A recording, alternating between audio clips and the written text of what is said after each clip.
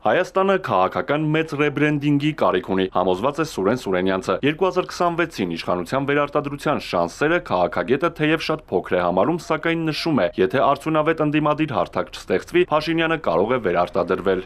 Դա կնշանակի, որ Արևմտյան Ադրբեջանի կոնցեպտը հաղթում է։ Դա կնշանակի Հայաստանի պետականության կոլապս։ Մենք գնում ենք Հարաքվեի քվեաթերթիկի վրա երկու պատասխան է՝ Հայաստանի Հանրապետություն եւ ադրբեջանական ենթապետություն կամ Արևմտյան Ադրբեջան։ Հիմա մեր հասարակությունը այս գիտակցությամբ պիտի գնա ընտրությունների, բայց ես ելի եմ կրկնում, ես շանս տեսնում եմ, որ ընտրությունների ճանապարհով Հայաստանի Հանրապետությունն է հաղթելու։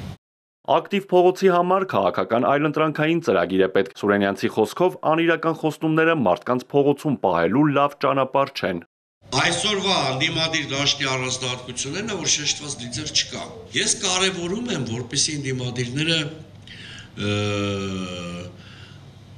ընտրություններին մասնակցեն 3-4 կայացած կենտրոններով,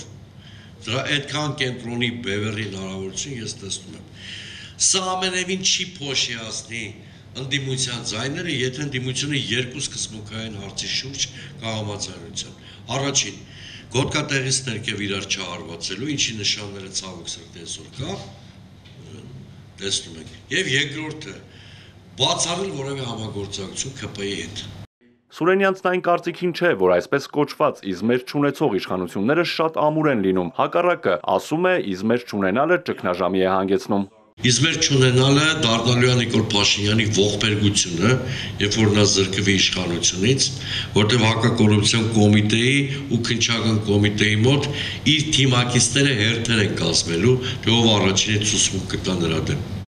Մեկնաբանելով Սյունիքի նկատմամբ արտաքին ուժերի մեծ հետաքրքրությունը եւ մասնավորապես Գորիսում հյուպատոսություն բացելու Ֆրանսիայի որոշումը քաղաքագետը նշեց, Փարիզը եւ Եվրամիությունն իրենց պատկերացումն ունեն Արաքսի հովտով անցնող 42 կիլոմետրանոց ճանապարհի վերահսկողության մասին։ Դա մի կողմից մեծացնում է աշխարհաքաղաքական լարվածությունը, բայց մյուս կողմից ըստ Սուրենյանցի, եթե խելոք իշխանություն եւ հայկական օրակարգ ունենանք, դա կնպաստի Սյունիքի եւ Հայաստանի անվտանգության ռեսուրսի մեծացմանը։